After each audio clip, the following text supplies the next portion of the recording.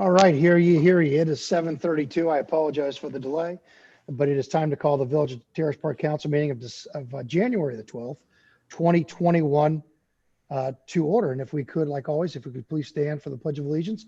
The flag is behind me.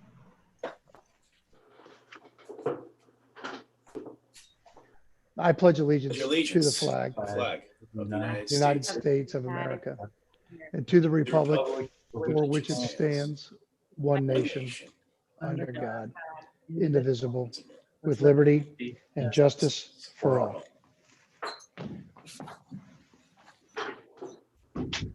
Thank you. Mrs. Lyons, would you please call the roll? Sure. Gasky, Good evening, here. Ingebrigtsen, Here. Lehman, Here.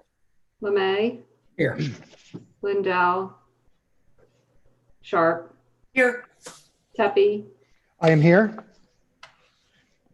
Thank you very much. How about the approval of the meeting minutes from the December 8 meeting? Does everyone have a chance to review? Any corrections, deletions, or suggestions? Hearing none, is there a motion to approve? Motion to approve. Motion to approve. All in favor, say aye. Aye. Aye. Great. Katie, I will drop this off and presumably the resolutions that they pass at the end of the meeting. Any residents to address council? I don't think anybody has signed up. Do we have anybody in the waiting room or anything like that, Ryan? No. All right, well, now's your time to speak. If you are otherwise out there and we don't know about it, hearing none, we will move on. Kind of a short agenda tonight. I don't have a whole lot to report except for I have a report on the sewers, which really isn't much of a report at all. I had, in another context, a telephone call with Karen Ball. Karen is the MSD's liaison to the county commissioners, or vice versa. Maybe she works for the county commissioners, but she's their liaison. We spoke about whatever it is we were talking about. I asked her to call me on the other issue, which is this issue. She did. She indicated that the report has been modified, updated, questions were answered, things of that nature, and that it was on the commissioner's agenda for, I believe it was last week, to just be brought up. Keep in mind that, as is usual, any real major decisions or major issues sometimes are held in abeyance until such time as new elected officials come online. And there was a new elected official that came online. That Alicia Reese is now a county commissioner. And so there might have been a little bit of delay there. I asked her, she promised to call me if anything comes out of it being brought up to the county commissioners. And she has not called. It's not unexpected. I think it's a fairly heavy load that they're looking at here. I again asked her if she could reach out to Milford, seeing that they are right across the river, they're close, whether they can work and negotiate or start a conversation of who's got what and where it comes from. I told her we don't care. We just want options so that we can weigh them and give an informed, give the information to the residents so that we can all make informed decisions. And so I need to follow up with her. I was hoping to get a call. I expressed my frustration, and she did not think that my frustration was misplaced. So that is my non-report report regarding sewers. Other than that, I think I want to thank the maintenance department for their leaf pickup and for all the things that they do. I'll tell you what, it wasn't maybe 1 or 2 minutes by the time I put my tree out and it was picked up. So I want to thank everyone for their hard work in cleaning up the village. Place looks great. They're ready for snow. Whether that ever comes, who knows? And finally, I just want to thank everybody and on council and all those people in the village of I'm thankful that we live in a civilized area where we can have discussions and conversations and agree and disagree with great civility, with great thought, and with great understanding. and I know that we will continue to do that as we have in the past. We are exceptionally blessed to live where we do, with the people that we do, and with the people that are entrusted to make decisions like the 5 of you in PAX. So I will kick off that 2020 with a preemptive thank you for doing another year served. It's hard times sometimes, but it's necessary. And the fewer times the government touches something, I think we're all the better off for it. So we will be efficient. That is a good segue. And to me saying, I'm done. And Chief Fiscal Officer Katie Lyons. And no report. Thank you. Solicitor Jeff Forbes. Thank you. No report. Clerk and Counsel Katie Lyons. No report. Chief Maggard, do you have anything to report, sir? Thank you, Mayor. Just a couple of things tonight. First and most important, well, first, Happy New Year's, everyone. Hope it was a good ringing out of the old year and in with the new. Most importantly, the new EMS class is started up again now after the holidays and on schedule as far as I can tell. We've gotten our first round of COVID-19 shots, excuse me, for EMS first responders. I learned today or yesterday that the second round is going to be coming. They're a little unclear on the exact date, but it'll be within the window of needing to get the second shot in. Although it's all subject to change. I mean, you watch the news day to day, it's hard to tell what's going to happen. We've taken delivery of our Zoll 12 lead monitor. Thanks to Jerry for working that out with the CARES Act. Very expensive piece of equipment, even a refurbished unit, but that's going to be a good addition to us. Waiting for one piece to come in still before we can mount it on the cabinet in the ambulance, but then a week or so it should be ready to go. Last thing is we've replaced our ancient MDC mobile data computer that still had Windows XP on it, I believe. The county's gone from a radio dispatch system on the MDCs to a cellular system. So we've repurposed a tablet, for lack of a better term, that we were going to be using for something else, but it worked out. We had to update the MDC, so that's we've got it mounted in the squad, and at some point I have to get with Mobilecom and have them put in a cellular modem before we're fully interactive with the county. So that's my report. Thanks, John. It sounds like EMS is as well equipped now as it's ever been. Is that a fair statement? We're coming up to where we need to be. Yeah. Communications are always changing, but yeah. Doesn't mean that we're finished, but we're in a good spot, right? We'll continue to improve. Yep. Well, thank you for your report, Chief Dronsfeld. Chief Maggard, would you have anything to report on that? I don't know of anything pressing for the fire department. I know we have gotten in new. Is that it? Oh, we've got in new air bottles and air packs. We've got to make some changes to our air fill system before it's a lot better system. And instead of having to screw on the tank connectors, it's actually kind of a press fit, which will simplify things greatly. Great. I'm not sure when those are due to come online, and then we've got a lot of training to do with them. So our training for fire is slowly getting back up to snuff. We've been, like everybody else, off over the last few months. So great. Well, thank you for that report. Mm-hmm. Police Chief Administrator Jerry Hayhow. Thanks, Your Honor. I'll make sure to tell the maintenance guys, I'll pass that along, that with the leaves and the trees, and they do a great job. Thank you. The only thing I have, a little additional information. I've asked Mr. LeMay to introduce a couple resolutions tonight pertaining to the vehicles. The first one's the 21 Ford police, the police car. It's replacing a 2016 Ford Explorer that has, including the idle hours, over 336,699 miles on it. Wow. So, you know, it's 5 years old. We asked these guys, it's basically their office, it's their living room. We want them out there, so the idle time's up, and Ford says for every idle hour, it's 33 miles. So we've gotten our use out of it. The other one is the 21 Ford F-450 dump bed chassis. It's replacing a 2006 F-450 dump truck.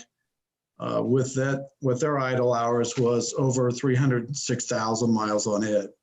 So, I mean, we got about 14 years out of that. So I think we're doing pretty good.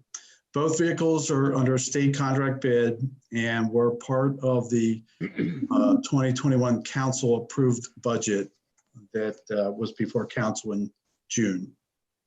And that's the end of my report, unless you have any questions. I don't. Does anybody else? Thank you. Jerry. Any member of council outside of their committee? Let's go to standing committees here. Planning and zoning, John Gasky. Thank you, Mr. Mayor. No report this evening. Thank you. Buildings and grounds, Regina Sharp. No report tonight, Mr. Mayor. Finance, Jeff Lemay. Thank you, Mayor. And Jerry, thank you for that introduction. Unless there's any questions of Jerry or I, I'll go ahead and review. It's all budgeted money, correct? It's all budgeted money. Jerry, thank you, and Katie for being proactive in including that. Okay, first one is resolution. I'd like to introduce in advance the third reading resolution number 1-1, 2021. Authorizing the purchase of a 2021 Ford F-450 dump truck at a price of $28,153 and declaring an emergency. Second. Gasky, Aye. Ingebrigtsen, Aye. Lehman, Aye. Lemay, Aye. Sharp. Aye. I move to adopt the resolution as an emergency. Second. Gasky, Aye. Ingebrigtsen, Aye. Lehman, Aye. Lemay, Aye. Sharp. Aye. Great. Thanks. Pass that resolution as an emergency. And the second one that Jerry referenced, I'd like to introduce in advance of the third reading resolution 1-2, 2021. Resolution authorizing the purchase of a 2021 Ford Explorer Police Interceptor at a price of $31,682 and declaring an emergency. I'll second. Gasky, Aye. Ingebrigtsen, Aye. Lehman, Aye. Lemay, Aye. Sharp. Aye. I move to adopt the resolution as an emergency. Second. Gasky, Aye. Ingebrigtsen, Aye. Lehman, Aye. Lemay, Aye. Sharp. Aye. Great. Thank you. Hey, Thank you, everyone. I have two information items. And honestly, it wasn't clear to me whether you all received this email. Yes, head nods. Good. Okay, great. If you have it handy or in front of you, let me get you oriented. I'll just pick some highlights off of this. This is part of our annual report. And again, I want to thank Jerry and Katie for making this easy for me and for the rest of us. If you look at near the far right, the column 2020, that is the fiscal year that we just ended. And if you'll go on the left side in the descriptors and go to the row ending fund balance, and again, these are expressed in thousands of dollars. Ending fund balance for us is the most important measure, I feel. It reflects how much cash we have on hand. And in this case, we ended the fiscal year at $1.793 million in cash on hand. That's 9.1 months. our goal, which would trigger, what triggers a intent for additional revenue is if this number would drop below 6 months. That's the Hamilton County reference point for us. So we're at 9.1 months. We actually added to our cash on hand balance this year because we ran a budget surplus. Red indicates a reduction. Green indicates something good happened. You'll see that in the column. Let me just go through the key messages. We completed 2020 with the budget surplus of $108,000. Our ending fund balance increased as a result. Revenue was plus $129,000 versus a year ago, and expenses plus $180 versus a year ago. And versus our budget, revenue was up $336,000. Katie and Jerry, there's something I want to look into. I noticed on our revenue report, there's a row in miscellaneous in the cost center 1,000 that was higher than I expected. That's not a problem. That's good. But I'll follow up with you and we'll want to take a look at that. Okay. So revenue was plus 336,000 versus original and 189,000 versus revised. A big chunk of that, of course, was the revenue that we received from the state for COVID relief. Expenses, we were to the negative 7,000 versus our original budget and plus 168,000 versus the revised budget. A number of puts and calls. Some of that, again, was the money we spent in COVID that was offset by the revenue that we received. And again, our outlook, we're at about 9 months of cash on hand. So we're in a good position, having increased our cash on hand versus last year. Fiscal 2021, we show an increase in spending, of course. And again, the key message is let's keep doing what we're doing, which is squeezing the pennies and dollars, being very thoughtful about the money we spend and the choices we make. The departments, Katie, Jerry, you guys are doing a great job in managing the revenue and the monies that our taxpayers have given to us. Let me pause there for any questions. Mr. Lemay, that revenue source, and Katie, correct me if I'm wrong, but we received a dividend check from the BWC, Bureau of Workers' Comp, for about $93,000, wasn't it? I mean, it was unexpected. That is the one That's exactly. Right. So that's probably what you're seeing. Okay, very good. We were all surprised. Good surprise. Yes. That's a good So, surprise. so Jeff, let me ask you, is that number, is your $108,000 surplus include that or exclude that? Yeah, it includes it. Great. Okay. Actually, I wish it was the other way around, but Right. I figured that's the case. Yep.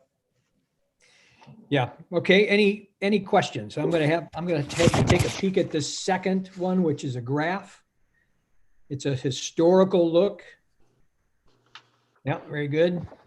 You go to the far right again. The key line for me is the one that is colored red, ending fund balance. You'll see this in the actual year, this year on the right side, it went up a bit, which is good. We like that number going up. Next year, we're projecting it to go down. But I will tell you the way that Hamilton County requires that we do budget, we can only budget for 97% of what we expect to take in. And over the last 8 or 9 years, I've taken a look at these numbers. We tend to under budget revenue by about $75,000 a year. And we under budget or we underspend our appropriations by about 25. Again, that's on average. We end up plus about $100,000 versus what we had budgeted. So the reduction or the steep decline you're seeing in that number will be leveled off next year if we manage things as we've done historically. You'll see a dotted dashed line below that. That's about the threshold in which we hit 6 months on hand. So you can see we've got plenty of breathing room until we hit that if we keep doing what we're doing. Okay. Jeff, and I'll only bring this up because I know there was quite quite a number of emails on it, on that TP list. Does this take into account on a revenue basis, property value increases that I know that generally occurred in Terrace Park during this last revaluation period? Yeah, and I have that as an info item as well, but no, not yet. We wouldn't have outlooked that as an increase in revenue. I don't know how it's going to play out. So that green line, instead of showing a steep decline, it would probably moderate it a bit, because those will begin to affect the 2021 revenue stream. Yeah. Right. And on that point, just some perspective, and I know, the TP list, and I just want to arm you with perspective in case you were asked these questions. What I saw from a revenue and tax standpoint, in 2009, the financial crisis, largely driven by housing, resulted in flat or even declining Hamilton County tax rates when they did their assessment in 2011, and again 3 years later in 2014. This 9% increase that you saw in the assessments on average, and everybody's different. What that means is for the last 10 years, roughly, the Hamilton County portion of tax revenues has been fairly flat because of housing values being flat as well, due to the housing crisis. We weren't affected by that as much as people in Nevada and California. But what I saw was tax revenues generated by Hamilton County based on their assessment has been fairly flat. 2011, 2014, they're now increasing in 2017. So I wanted to add that as a perspective. When people see a 9% increase, it's really reflective of the last 10 years. Now, taxes will have gone up. We voted for 2 school levies. We had a levy in 2013, and there are 14 Hamilton County ballot issues that people vote on. So taxes will have gone up for people because they voted for these, but the Hamilton County housing assessment largely has been flat the last 7 or 8 years. Does that make sense? Very much so. A number of people had reached out to me. I mean, I have a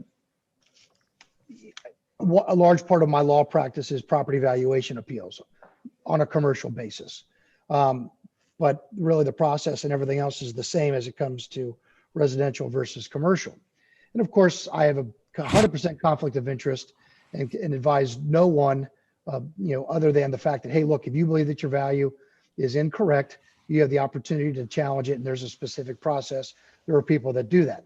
But I want to tell people that are watching this, what you need to make sure that you're aware of is that if you challenge your property's value because you believe that the value is too high, the Board of Revision can raise the value if they believe that their initial assessment, not assessment in a technical term, but their initial proposed value is incorrect. So a really, really good question to ask yourself is, would I sell my home for what Dusty Rose says it's worth? Okay. You may not like the increase, but what you need to keep your eye on is its market value. What is it worth as of January 1, 2020?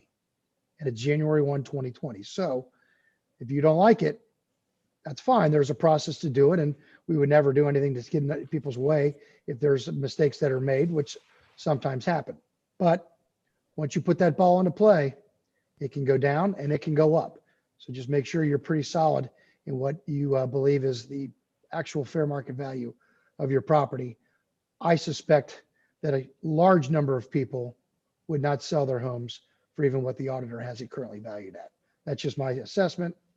It's my commentary, and I'll leave it at that. But so I think we will see an uptick, obviously, in revenue as a result of this. But people need to keep in mind of your real estate taxes, we get 14 cents. Right.